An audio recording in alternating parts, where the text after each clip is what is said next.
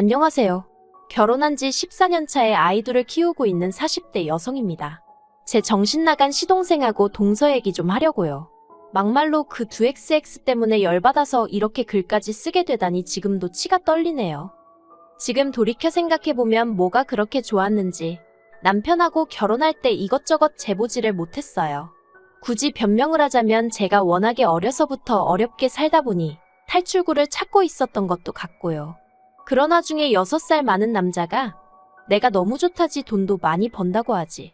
그러니까 마음이 기울었나 싶기도 하네요. 그리고 실제로 결혼하고 몇 년은 정말 행복했습니다. 남편이 따박따박 가져다주는 월급으로 살림 꾸리고 애들 키우는 재미가 있었어요. 그렇지만 그런 행복을 온전히 누리지는 못했는데 그때는 그게 우울증이란 생각은 못했지만 아무튼 이 행복이 언젠가 깨어지지 않을까 하는 막연한 불안감이 있었거든요. 그리고 아니나 다를까 첫째가 초등학교에 들어가던 시기에 남편이 직장에서 잘렸습니다. 원래 성격이 저한테 미주알고주알 말하는 사람이 아니라서 저도 어쩌다 잘렸는지는 지금도 몰라요. 하지만 회사가 어떻게 자기한테 그럴 수 있냐며 분통을 터뜨리는 모습을 보곤 뭔가 억울한 일이라도 있었나 하고 저 혼자 추측만 할 뿐이었죠. 그리고 다행히 제가 그래도 모아둔 돈이 얼마간 있었어서 남편에게 빨리 새로운 직장을 구하라고 채근하는 대신 이제껏 당신 열심히 살았으니 조금 긴 휴가를 받았다 생각하고 휴식을 좀 취하라고 했습니다. 그땐 그게 현명하고 배려심 있는 아내의 모습이라고 생각했으니까요. 그런데 지금 생각해보면 괜한 소리를 했던 것 같아요. 직장에서 그렇게 나와서 사람이 바뀐 건지 원래 그런 사람이었는지는 모르겠지만 어떤 일이라도 시작을 해야 돈을 벌어오고 할 텐데 세워라 내워라 하고 술만 퍼마시고 도통 뭐라도 해보려는 생각이 없는 사람처럼 시간을 보냈거든요. 결국 저는 남편에게 언제까지 그러고 살 거냐고 재산이라고 해봤자 얼마 되지도 않는 돈도 이제 거의 다 바닥났다고 정신 좀 차리라고 했어요. 그랬더니 남편이 저더러 너도 나가서 돈 벌어보랍니다. 남한테 아쉬운 소리 들어가며 돈 버는 게 어디 쉬운 일인 줄 아냐면서요. 황당하고 어이없었죠. 결혼 전에는 저도 남편만큼 큰 회사는 아니었어도 직장에 다니는 평범한 회사원이었거든요. 그런데 자기가 먼저 자기는 아내한테 내조받고 싶다면서 회사 관두라고 자기 혼자 벌어서도 먹고 사는 건 지장 없게 하겠다며 호언장담을 할 땐 언제고. 이래서 여자도 능력이 있어야 된다고 하는구나. 정말 별의별 생각이 머릿속을 스치대요. 그래서 남편더러 알겠다고 나도 나가서 돈 벌 테니까 당신도 내일부터 당장 일자리 알아보라고 했어요. 그런데 제가 말은 호기롭게 했는데 생각해보니 애들을 맡길 곳이 마땅치도 않고 일을 어쩌나 싶었습니다. 그래서 일단 어머님께 연락을 드렸어요. 평소에 저희 애들을 예뻐하시기도 했고 제가 평소에 어머님께 잘해드렸거든요. 그러니 이번만큼은 어머님이 저희 사정을 좀 봐주지 않으실까 하는 기대가 있었죠. 그런데 어머님은 하루 종일도 아니고 아이들 학교만 어머님 집으로 시키면 안 되겠냐는 제 부탁을 아주 단칼에 거절하셨습니다. 네 애는 네가 키우라면서요. 틀린 말씀은 아니었지만 너무 야속하더라고요. 참고로 친정부모님께서는 저희 집에서 4시간 이상 걸리는 곳에서 살고 계셨습니다. 그러니 한마디로 물어보나만 한 상황이었죠. 그래서 결국 저는 집에서 하는 일을 알아보다가 온라인으로 장사를 시작했습니다. 제가 뭐 딱히 손재주가 있는 것도 아니고 해서 중국에서 이것저것 사다 팔았는데 그게 생각보다 일이 어렵지 않고 이윤도 괜찮게 남더라고요. 그래서 첫 달에는 100만 원밖에 못 벌었지만 이후로 조금씩 늘어서 1년이 지났을 땐 그래도 달에 3,400은 벌기 시작했습니다. 그러자 처음엔 기껏 취직하겠다고 큰소리치더니 겨우 하는 게 1,000원, 2,000원짜리 파는 거냐며 무시하던 남편도 언젠가부턴 이달엔 얼마나 팔았냐며 관심을 보이대요. 참고로 남편은 이후로 예전 회사에서 같이 일하던 직원이 차린 회사에 나가고 있었어요. 일하는 시간은 저보다 길면서 돈은 저보다 덜 벌었고요. 아무튼 그렇게 장사를 해오던 어느 날 청천벽력 같은 소식이 들려왔습니다. 그날도 평소랑 다를 것 없는 날이었는데 어머님한테 전화가 왔어요. 그리고 어머님은 다급한 목소리로 아버님이 지금 119에 실려가셨다며 저더러 당장 병원으로 오라시대요. 놀라서 하던 일도 멈추고 병원으로 쫓아가니 뇌경색으로 쓰러지신 아버님이 자리에 누워 계셨어요. 이후로 아버님은 중환자실로 들어가셨고 결국 요양병원으로 가시긴 하셨지만 그 과정에서 모든 병간호는 제 몫이었습니다. 남편은 회사 일을 핑계로 어머님은 나이를 핑계로 병간호는 못한다지. 그렇다고 24시간 내내 간병인을 쓸만한 형편도 아니었지. 그러니 자연스레 그 화살이 저한테 향하더라고요. 사실 남편에게는 겨우 2살 차이 나는 시동생도 있었는데 시동생과 동서 중 누구의 뜻이었는지 아니면 부부가 한마음이었던 건지는 몰라도 처음부터 병간호는 못한다며 대신 차라리 돈으로 때우겠다고 하대요. 그래서 제가 돈은 나도 있다고 했지만 뭐 무조건 못한다고 배째라고 나오니 한마디로 제가 어떻게 할 방법이 없었죠. 하지만 제가 병간호를 떠맡은 건 단지 이런 이유만 있었던 것은 아닙니다. 저는 그저 제 애들 보기 부끄럽지 않게 제 할도리는 하겠다는 마음으로 아버님 병간호를 한 거예요. 병간호하느라 피곤한 것과 모른 채 하고 찜찜한 것 중에 고르라 하면 몸은 피곤할지언정 마음이 떳떳한 게 낫다고 생각하기도 했고요. 하지만 아버님은 결국 3년 만에 돌아가셨습니다. 그리고 그때까지 시동생은 1원 한 푼 내놓지를 않았어요. 자기들도 애 키우고 어쩌고 하느라 돈 들어갈 데가 많아서 도통 여유가 없다면서요. 그리고 하늘도 무심하시지. 아버님께서 돌아가시고 얼마 지나지 않아 어머님이 대장암 3기라는 진단을 받으셨습니다. 그리고 이때부턴 정말 하루에도 몇 번씩 눈물만 났어요. 왜냐하면 남편이고 어머님이고 당연히 제가 어머님 병간호를 해드릴 거라 생각하는 눈치였거든요. 남편은 심지어 저더러 자기 어머니를 살려달라며 눈물을 보이는데 어이가 없어서 환장하겠더라니까요. 정말이지. 이게 내 팔자가 사나워서 이런 건가? 아니면 이 집구석에 뭐가 있기라도 한가? 솔직히 돌아가신 아버님을 탓할 일도 아니고 어머님이 원해서 암에 걸리신 것도 아닌데 정말 두 분 다 원망스럽고 남편도 꼴 보기 싫고 애들한테도 미안하고 아무리 생각해도 나는 잘못한 게 없는데 왜 내가 이렇게 고생을 해야 하나 싶은 게 정말 어디 아무도 없는 데 가서 꺼이꺼이 울고 싶은 심정이었어요. 그리고 결국 저는 죽이 되든 밥이 되든 하는 데까지 내보자 생각하고 또 어머님 병간호를 시작했습니다. 그러자 이때는 시동생도 미안하긴 했는지 병원비에 보태라며 200만 원을 보내왔어요. 하지만 그게 처음이자 마지막으로 시동생이 지 부모 병원 생활할 때 한 아들 노릇이었네요.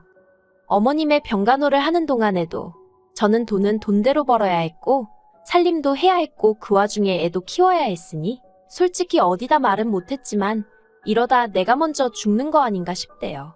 살도 10kg 넘게 빠지고 탈모까지 생겼으니까요. 그런데도 제가 어머님을 끝까지 책임졌던 건 어머님이 매번 저에게 미안하다 고맙다는 말씀을 해주셨기 때문입니다. 그래도 알아주시니 감사해서 그리고 그런 어머님이 안쓰러워서 그냥 힘닿는 만큼은 어떻게든 해보자 하곤 버틸 수 있었달까요? 하지만 결국 지독한 항암 치료를 견디지 못하고 어머님도 세상을 떠나셨어요. 그리고 어머님이 저와 남편 앞으로 당신이 사시던 작은 아파트 한 채를 남기셨지요. 그래서 남편과 저는 그 아파트를 팔아서 저희 대출을 갚았습니다.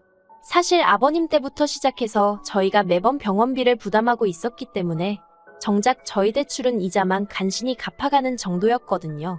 그리고 저희는 병원비 때문에 마이너스 통장도 쓰던 상황이었기에 그것도 정리했습니다. 그렇게 갚을 거 다 갚고 정리하고 나니까 1억 4천 정도 남더라고요. 솔직히 마음 같아선 그 돈 전부 다 제가 갖고 싶었어요. 저도 사람인데 그간 제가 한 고생에 대해서 보상을 받고 싶었던 게 솔직한 심정이었죠. 하지만 법이라는 게 그렇지 않으니 시동생에게 정확히 반 갈라줬습니다. 그런데 얼마 전, 그러니까 어머님 돌아가신 지 반년쯤 되던 시기였거든요. 생각지도 못한 이야기가 들려왔어요. 시동생네가 이혼을 하기로 했답니다. 제가 남편에게 갑자기 뜬금없이 그게 무슨 소리냐고 물으니 남편이 저희가 준 7천이 문제였던 것 같대요. 그래서 제가 그게 무슨 말이냐고 알아듣게 설명 좀 해보라 했습니다. 그리고 그렇게 듣게 된 이야기는 정말 말 같지도 않고 웃기지도 않대요. 동서가 어머님 사시던 아파트 매매가가 얼만지 알아봤는데 왜 자기들 몫이 7천밖에 안 되냐면서 난리를 쳤다나요? 그리고는 시동생더러 저희를 만나서 단판을 짓고 오랬다는 거예요. 가서 정확히 절반을 받아오라고 안 그러면 이혼이라고요. 그런데 시동생이 형님이랑 형수 그러니까 저희가 병간호만 몇 년을 들었는데 그동안 자기네가 한 게 뭐가 있다고 그런 소리를 할 수 있냐고 못한다고 버텼나 봅니다. 그래서 결국 이혼하기로 했다는 거예요. 7천 중 5천은 동서가 가져가기로 했고요. 그 소리를 듣는데 기도 안 차서 솔직히 둘이 비슷하니 한 이불 덮고 살지 싶었고 그러면서도 지부모가 아픈데 코빼기도 안 비추는 시동생이 문제지 동서가 문제겠냐 싶어서 동서한테는 병원에 오라 소리도 한 번 한 적이 없어요.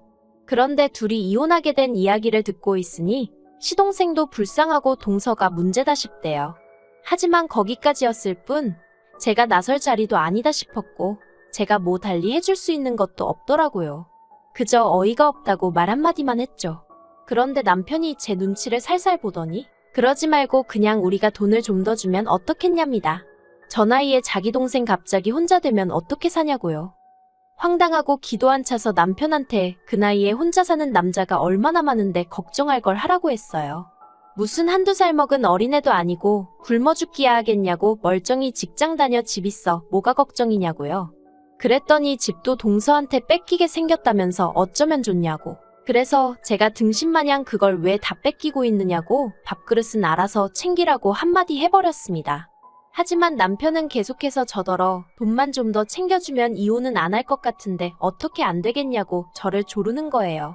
결국 듣다 못한 제가 남편더러 동생하고 나란히 손잡고 이혼남 되기 싫으면 조용히 하라고 했어요.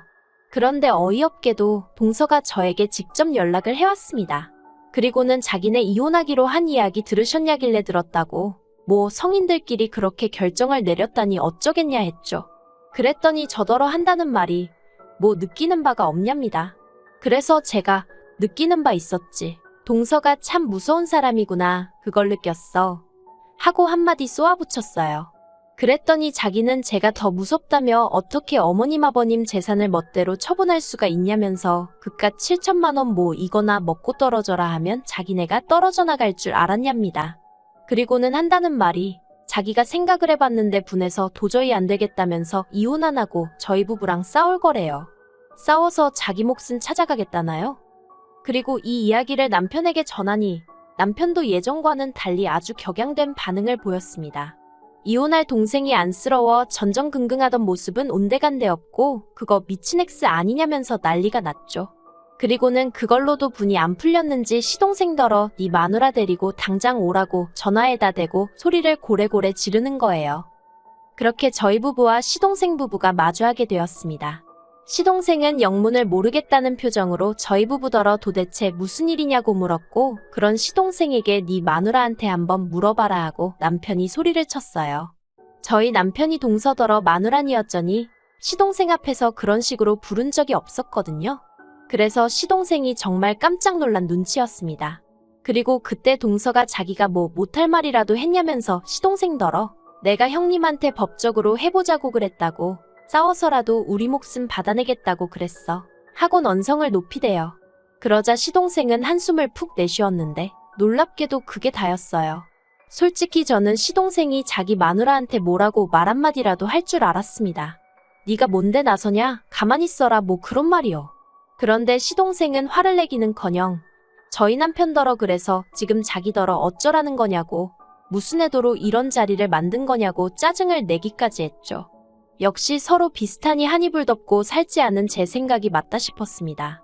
그리고 그런 시동생에게 남편이 네가 사람 자식이 맞냐면서 기어이 주먹질을 하려는 걸 제가 간신히 말렸어요. 혹시나 나중에 법적으로 정말 다투게라도 되면 괜히 트집 잡힐 일이나 생길 것 같단 생각에 본능적으로 남편 주먹을 낚아챈 거죠.